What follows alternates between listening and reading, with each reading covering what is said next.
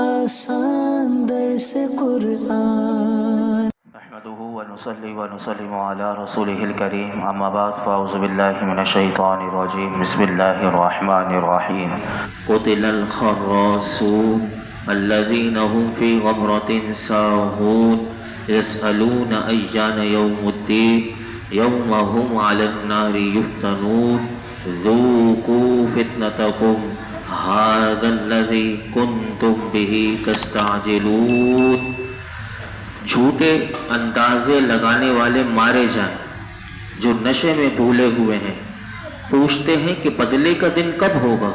یہ اس دن واقع ہوگا جس دن وہ آگ پر تپائے جائیں گے اور فرمایا جائے گا کہ اپنا عذاب چکھو، یہ وہی عذاب ہے کہ جس کے تم جلدی مچاتے تھے۔ ان 5 آیات کا مختصر خلاصہ یہ ہے کہ اللہ رب العالمین نے ارشاد فرمایا کہ جھوٹے اندازے لگانے والے مارے جائیں جو جہالت کے نشے میں آخرت کو بھولے ہوئے ہیں، اور وہ نبی کریم صلی اللہ علیہ وسلم سے حصول علم کے ارادے سے نہیں بلکہ مذاق کے طور پر، جھٹلانے کے طور پر پوچھتے ہیں کہ انصاف کا دن کب آئے گا۔ کفار نے جس انداز میں سوال کیا تھا اسی کے مطابق انہیں جواب دیتے ہوئے اللہ نے ارشاد فرمایا کہ انصاف کا دن تو وہ ہوگا کہ جس دن انہیں آگ پر تپایا جائے گا، یعنی انہیں آگ میں جب جلایا جائے گا اور انہیں عذاب دیا جائے گا، پھر ان سے فرمایا جائے گا کہ اب اپنا عذاب چکھو۔ یہ وہی عذاب ہے کہ جس کی آنے کی تم جلدی مچاتے تھے، دنیا میں مذاق اڑاتے ہوئے میرے حبیب علیہ الصلوۃ والسلام سے کہا کرتے تھے کہ وہ عذاب جلدی لے آؤ جس کا آپ ہمیں وعدہ دیتے ہو۔ اللہ اکبر۔ ان آیات سے علماء کہتے ہیں کہ اللہ کی بارگاہ میں نبی اکرم صلی اللہ علیہ وسلم کا مقام اور مرتبہ بھی ظاہر ہو رہا ہے کہ جب کفار نے آپ کی شان میں گستاخی کی تو اللہ نے خود بڑے پرجلال انداز میں کفار کو ان کی گستاخی کا جواب دیا۔ آج بھی حضور کے گستاخوں کو جواب دینا یہ اللہ کی سنت ہے کہ یہ قرآن ہمیں ادب بتا رہا ہے کہ اللہ کو اپنے حبیب سے کتنا پیار ہے، تو ہمیں بھی اپنے آقا سے کتنا پیار ہونا چاہیے، کتنی محبت ہونی چاہیے، اور ان کی سیرت مبارکہ ہمیں پتہ ہونی چاہیے۔ پھر سنیے آگے فرمایا ان المتقین فی جنات وعیون آخذین ما آتاہم ربہم انہم کانوا قبل ذلک محسنین۔ بے شک پرہیزگار لوگ باغوں اور چشموں میں ہوں گے اپنے رب کی عطائیں لیتے ہوئے، بے شک وہ اس سے پہلے نیکیاں کرنے والے تھے۔ ان تو آیات سے پہلے جو ابھی آپ نے سماعت کیا کہ کفار کا انجام بیان کرنے کے بعد اب اللہ رب العالمین نے اپنے پرہیزگار بندوں کا انجام ان آیات میں بیان فرمایا کہ بے شک پرہیزگار لوگ ان باغوں میں ہوں گے کہ جس میں لطیف چشمے جاری ہوں گے، اور اللہ تعالیٰ انہیں جو کچھ عطا فرمائے گا اسے راضی خوشی قبول کرتے ہوں گے۔ اور اللہ رب العالمین نے ان کا ایک عمل بتایا کہ بے شک وہ جنت میں داخل ہونے سے پہلے دنیا میں نیک کام کرتے تھے، اسی لیے انہیں یہ عظیم کامیابی نصیب ہوئی۔ تو علماء کہتے ہیں کہ ان تو آیات سے معلوم ہوا کہ دنیا میں کیے ہوئے نیک اعمال آخرت کی عظیم کامیابی یعنی جنت اور اس کی نعمتیں ملنے کا ذریعہ ہے۔ لہٰذا ہر مسلمان کو چاہیے کہ وہ ہر وقت اپنے گناہوں سے توبہ کرتا رہے اور نیک اعمال کی کثرت کرے تاکہ دنیا اور آخرت میں اسے کامیابی نصیب ہو۔ نیک اعمال کرنے والوں کے لیے اللہ تعالیٰ 11ویں پارے میں بھی ایک اور مقام پر ارشاد فرماتا ہے للذین احسنوا الحسنى وزیادہ، کہ بھلائی کرنے والوں کے لیے بھلائی ہے اور فرمایا اس سے بھی زیادہ ہے۔ وَلَا يَرْهَقُ وُجُوهَهُمْ قَطَرٌ وَلَا ذِلَّةٌ، فرمایا کہ اور ان کے منہ پر نہ سیاہی ہوگی اور نہ ذلت ہوگی۔ یہ نیک اعمال کرنے والوں کی اللہ تعریف بتا رہا ہے کہ قیامت کے دن ان کے منہ کالے بھی نہیں ہوں گے اور نہ ان پر ذلت ہوگی، بلکہ فرمایا اولئک اصحاب الجنہ، یہی جنت والے ہیں۔ ہم فیہا خالدون، اور وہ اس میں ہمیشہ رہیں گے۔ ایک حدیث پاک بھی میں آپ کے سامنے رکھوں ابن ماجہ شریف کی، اور اس میں بہت بڑا پیغام ہے اس حدیث پاک میں، سنیے بڑے غور سے۔ حضرت جابر بن عبداللہ رضی اللہ تعالیٰ عنہ فرماتے ہیں کہ حضور کو نور صلی اللہ علیہ وسلم نے ہمیں خطبہ دیتے ہوئے ارشاد فرمایا، اے لوگوں، مرنے سے پہلے اللہ کی بارگاہ میں اپنے گناہوں سے توبہ کر لو، اور مصروف ہو جانے سے پہلے نیک اعمال کرنے میں جلدی کرو، اور ذکر کی کثرت سے اپنے اور اپنے رب کے درمیان تعلق پیدا کر لو، اور اسی طرح ظاہری اور پوشیدہ طور پر صدقہ دیا کرو کہ تمہیں رزق بھی دیا جائے گا، تمہاری مدد بھی کی جائے گی، اور تمہارے نقصان کی تلافی بھی ہوگی۔ اب آپ دیکھیں کہ کیا اس حدیث پاک میں کہ ایک تو گناہوں سے توبہ، اور انسان دن بدن مصروف ہو جائے، یعنی اسے نیک اعمال کرنے کے لیے توفیق نہ ملے، یہ لمحہ بھی آ جاتا ہے انسان کے ساتھ۔ تو میرے آقا فرماتے ہیں کہ تم مصروف ہو جاؤ، اس سے پہلے نیک اعمال کرو اور ذکر کرو، کیونکہ یہ ذکر جو ہے رب سے تعلق پیدا کرنے کا بہترین ذریعہ ہے۔ اور چوتھی بات میرے آقا نے فرمایا کہ چھپا کر بھی دو، ظاہری طور پر بھی صدقہ دو، اس سے تمہیں 3 فائدے ہوں گے۔ نمبر 1، تمہیں رزق اور دیا جائے گا، تم صدقہ دو گے اللہ کی بارگاہ میں تمہیں رزق دیا جائے گا۔ نمبر 2، تمہاری مدد کی جائے گی، اور نمبر 3، اگر تمہارا کوئی نقصان ہوا ہوگا تو فرمایا اس کی تلافی بھی ہو جائے گی۔ ہم اللہ کی بارگاہ میں دعا کرتے ہیں اللہ ہمیں گناہوں سے بچنے اور نیک اعمال کرتے رہنے کی توفیق عطا فرمائے، آمین۔ آگے سنیے متقی لوگ کون ہیں، یہ تو 2 آیات آپ نے سنی، اللہ اور متقی پرہیزگاروں کے بارے میں آگے بتاتا ہے، سنیے کہ ان کی شان کیا ہے۔ اللہ کرے کہ ہم بھی ایسے بن جائیں۔ قرآن کہتا ہے کانوا قلیلا من اللیل ما یہجعون وبالاسحار هم یستغفرون، وہ رات میں کم سویا کرتے تھے اور رات کے آخری پہروں میں بخشش مانگتے تھے۔ فرمایا کہ پرہیزگار لوگوں کا نیک اعمال کرنے میں حال یہ تھا، یعنی جنہیں اللہ پہلے تو ان کی تعریف کی کہ وہ نیک اعمال کیا کرتے تھے جنت میں جانے سے پہلے دنیا میں، اب اللہ ان کی دنیا میں وہ اور ان کی حالات زندگی بتا رہا ہے کہ فرمایا کہ نیک اعمال کرنے میں ان کا حال یہ تھا کہ وہ رات تہجد میں اور شب بیداری میں گزارتے تھے، اور رات میں کم سویا کرتے تھے۔ اگر سوتے بھی تھے تو رب کہتا ہے اسے اپنا قصور، اتنا کم سونے کے باوجود بھی اسے اپنا قصور سمجھتے تھے، اور رات تہجد اور شب بیداری میں گزارنے کے باوجود بھی وہ خود کو گناہگار سمجھتے تھے۔ اور جب رات کا آخری تہائی حصہ آتا تھا، یعنی رات کا پچھلا حصہ جب آخری حصہ ہوتا ہے، تو فرمایا وہ اس حصے میں اللہ سے مغفرت طلب کرنے میں گزارتے تھے۔ تو یہاں سے معلوم ہوا کہ رات کا آخری حصہ یہ نیک لوگوں کی وہ عمل ہے کہ نیک لوگ اس حصے میں اللہ سے مغفرت طلب کرتے ہیں۔ تو ہمارے لیے بھی وہ مغفرت طلب کرنے کا اور دعا کرنے کا موضوع وقت یعنی مناسب وقت اگر ہے تو وہ رات کا آخری حصہ ہے۔ اس کے بارے میں ایک حدیث پاک بخاری شریف میں آتی ہے، سنیے کہ حضرت ابو ہریرہ رضی اللہ تعالی عنہ روایت کرتے ہیں کہ نبی اکرم صلی اللہ علیہ وسلم نے ارشاد فرمایا ہمارا رب ہر رات اس وقت دنیا کے آسمان کی طرف نزول اجلال فرماتا ہے کہ جب رات کا تہائی حصہ باقی رہ جاتا ہے، اور پھر اللہ فرماتا ہے کوئی ایسا ہے کہ جو مجھ سے دعا کرے تاکہ میں اس کی دعا قبول کروں، کوئی ایسا ہے کہ جو مجھ سے سوال کرے تو میں اسے عطا کروں، کوئی ایسا ہے کہ جو مجھ سے معافی چاہے تاکہ اسے بخش دوں۔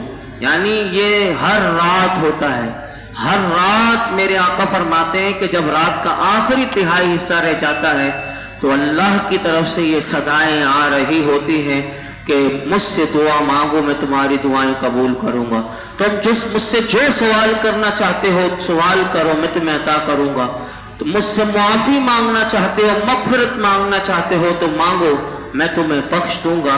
تو یہ میرے آقا علیہ الصلوۃ والسلام نے حدیث پاک میں بھی ہمیں نیک لوگوں کا عمل بتا دیا۔ آگے سنیے اور پرہیزگار کیا کرتے ہیں، پرہیزگاروں کی زندگی میں اور کون سے معمولات ہیں، سنیے۔ فرمایا وَفِي أَمْوَالِهِمْ حَقٌّ لِلسَّائِلِ وَالْمَحْرُومِ، فرمایا ان کے مالوں میں مانگنے والے اور محروم کا حق تھا۔ اس آیت میں پرہیزگاروں کے بارے میں بیان کیا گیا کہ ان کے مالوں میں مانگنے والے اور محروم کا حق تھا۔ مانگنے والے کون ہوتے ہیں؟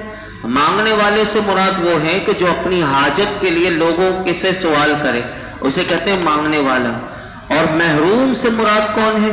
تو محروم سے مراد وہ ہیں کہ جو ہوتے حاجت مند ہیں لیکن ان کی حیا اتنی ہوتی ہے، ان کی خودداری اتنی ہوتی ہے کہ وہ ضرورت مند ہوتے ہوئے، حاجت مند ہوتے ہوئے بھی وہ سوال نہیں کرتے، ایسے لوگوں کو محروم کہا جاتا ہے۔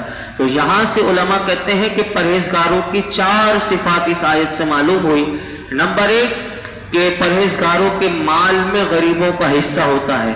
نمبر 2 وہ ہر قسم کے فقیر کو دیتے ہیں، چاہے پہچانتے ہوں یا نہ پہچانتے ہوں۔ نمبر 3 ان کا دینا سائل کے مانگنے پر موقوف نہیں بلکہ وہ مانگنے والوں کو بھی دیتے ہیں اور تلاش کر کے ایسے مساکین کو بھی ڈھونڈتے ہیں کہ جو خودداری کی وجہ سے، حیا کی وجہ سے، شرم کی وجہ سے جو نہیں مانگتے ان کو بھی دیتے ہیں۔ ایسے ہم بھی بن جائیں کہ جب کوئی مانگے تو دے، ایسا نہیں بلکہ تلاش کرنا چاہیے کہ ایسے لوگ جو حیا کی وجہ سے خوددار لوگ ہوتے نہیں مانگتے، وہ برداشت کر لیتے لیکن کسی کے سامنے ہاتھ نہیں پھیلاتے، یہ پرہیزگار لوگوں کی اللہ نے بتایا کہ وہ انہیں ڈھونڈ کر دیتے ہیں۔ نمبر 4 وہ فقیروں کو دے کر ان پر احسان نہیں جتاتے بلکہ اپنی کمائی میں ان کا حق سمجھتے ہیں۔ اب دیکھیے یہ کتنے اچھے لوگ، یعنی کیسے اللہ کے نیک بندے ہیں کہ اپنی کمائی میں غریبوں کا حق بھی سمجھتے ہیں کہ یہ ان کا حق ہے، اور فرمایا کہ ان کا احسان مانتے ہیں کہ انہوں نے ہمارا مال قبول کر لیا۔ اللہ تعالی ہمارے معاشرے میں ہم مسلمانوں کو بھی یہ اوصاف اپنانے کی توفیق عطا فرمائے۔ آگے ارشاد فرمایا وَفِي الْأَرْضِ آیَاتٌ لِلْمُوقِنِينَ، اور زمین میں یقین کرنے والوں کے لیے نشانیاں ہیں، یعنی اللہ رب العالمین نے ارشاد فرمایا کہ زمین میں پہاڑ، دریا، درخت، پھل اور نباتات وغیرہ لوگوں کے لیے اللہ کے ایک ہونے پر، اس کی وحدانیت پر، اس کی قدرت اور حکمت پر دلالت کرنے والی زمین میں جو جو نشانیاں ہیں، فرمایا کہ جو اللہ پر یقین کرتے ہیں ان کے لیے اس میں بہت سی نشانیاں ہیں۔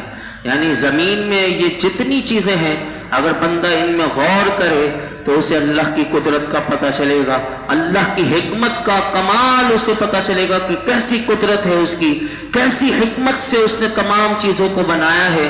میں 2 آیات بیان کر کے اپنی گفتگو سمیٹتا ہوں کہ سنیے، دیکھیے کہ اللہ کی زمین میں اللہ کی وحدانیت پر، قدرت پر دلالت کرنے والی کتنی نشانیاں ہیں کہ جو اللہ تفصیل سے بیان کرتے ہوئے 13ویں پارے میں اور حامیم سجدہ 34ویں پارے میں کیا فرماتا ہے، صرف ترجمہ اور آیت سنیے۔ فرمایا وَهُوَ الَّذِي مَدَّ الْأَرْضَ وَجَعَلَ فِيهَا رَوَاسِيَ وَأَنْهَارًا، اور وہی ہے کہ جس نے زمین کو پھیلایا اور اس میں پہاڑ اور نہریں بنائی۔ وَمِن كُلِّ الثَّمَرَاتِ جَعَلَ فِيهَا زَوْجَيْنِ اثْنَيْنِ يُغْشِي اللَّيْلَ النَّهَارَ، اور زمین میں ہر قسم کے پھل 2 طرح کے بنائے، فرمایا کہ وہ رات سے دن کو چھپا لیتا ہے۔ ان فی ذلک لآیات لقوم یتفکرون، بے شک اس میں غور و فکر کرنے والوں کے لیے نشانیاں ہیں۔ وفی الارض قطع متجاورات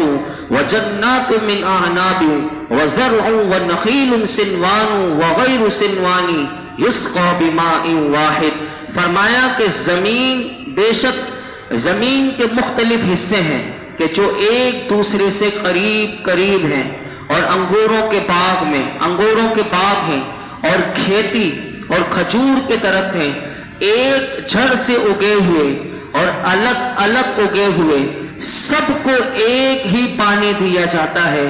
فرمایا وَنُفَضِّلُ بَعْضَهَا عَلَى بَعْضٍ فِي الْعُقُولِ، اور پھلوں میں ہم ایک کو دوسرے سے بہتر بناتے ہیں. ان فی ذلک لآیات لقوم یعقلون، کہ بے شک اس میں عقل مندوں کے لیے نشانیاں ہیں. ومن آیاتہ انک تری الارض خاشعۃ فاذا انزلنا علیہا الماء اہتزت وربت ان الذی احیاها لمحیی الموتى انہ علی کل شیء قدیر. اور اس کی نشانیوں میں سے ہے کہ تو زمین کو بے قدر پڑی ہوئی دیکھتا ہے کہ پھر جب ہم اس پر پانی اتارتے ہیں تو وہ لہلہانے لگتی ہے اور بڑھ جاتی ہے. کہ بے شک جس نے اس کو زندہ کیا وہ ضرور مردوں کو زندہ کرنے والا ہے. بے شک وہ ہر شے پر قدرت رکھتا ہے. دیکھیے کیسے اللہ تعالیٰ نے عقل مندوں کو اور غور و فکر کرنے والوں کے لیے اپنی زمین میں اتنی نشانیاں رکھی ہیں کہ بندہ غور کرے تو اسے اس کی رب کی معرفت نصیب ہوگی اور اسے پتہ چلے گا کہ میرا رب کیسی شان والا ہے، کیسی قدرت والا ہے کہ اس نے زمین ایک ہی ہے، وہی زمین جس کی کوئی حیثیت نہیں، لیکن جب اسی زمین پر وہ پانی بارش کا برسا دیتا ہے تو کیسی وہ لہلہانے لگ جاتی ہے کہ انگور بھی پانی ایک ہی دیا جاتا ہے، انگور کو بھی، کھیتیوں کو بھی پانی ایک دیا جا رہا ہے، کھجور کے درخت کو بھی پانی ایک ہی دیا جا رہا ہے. لیکن دیکھیے تو صحیح کیسے کیسے ہر قسم کے پھل بھی نکل رہے ہیں، نباتات نکل رہے ہیں، زمین سے سبزیاں نکل رہی ہیں، ہر چیز زمین سے، وہی زمین ہے، لیکن کیسی کیسے انمول چیزیں رب ان میں سے نکال کر دکھا رہا ہے. تو بندہ جب ان چیزوں میں غور کرے گا تو اسے اپنے رب کی معرفت نصیب ہوگی، اور نصیب اسے ہی ہوگی کہ جو عقل مند ہے، جو غور و فکر کرتا ہے، جو یقین کرنا چاہتا ہے، جو اپنے یقین کو بڑھانا چاہتا ہے. اللہ رب العالمین ہمیں غور و فکر کی توفیق عطا فرمائے. الحمدللہ رب العالمین والصلاة والسلام علی سید الانبیاء والمرسلین وعلی آلہ واصحابہ اجمعین. یا اللہ پاک جو کچھ سنا اس میں کوئی غلطی کوتاہی معاف فرما، اپنی بارگاہ میں قبول فرما. اے اللہ ہمارے لیے سیکھنا سکھانا سمجھنا سمجھانا آسان کر دے، غور و فکر کرنا آسان کر دے. یا رب العالمین اپنے اور اپنے حبیب کی معرفت عطا فرما، اپنے اور اپنے حبیب کی محبت عطا فرما. یا رب العالمین ہمیں گناہوں سے بچا لے، جو گناہ ہو گئے دانستہ نہ دانستہ ساری زندگی میں، یا اللہ ہمارے سارے گناہ معاف کر دے، ہمیں گناہوں سے پاک کر دے. ہمارے ماں باپ کی ساری امت مسلمہ کے بے حساب مغفرت فرما. دنیا اور آخرت کی ساری بھلائیاں، خیر، کامیابیاں، عزتیں، نعمتیں، راحتیں، سکون عطا فرما. زوال نعمت سے، بدبختی سے، گمراہی سے بچا. یا اللہ آج تک جتنی دعائیں کی ہیں آئندہ کریں گے سب دعاؤں کو قبول فرما. وصلی اللہ تعالی علی خیر خلق محمد وعلی آلہ واصحابہ.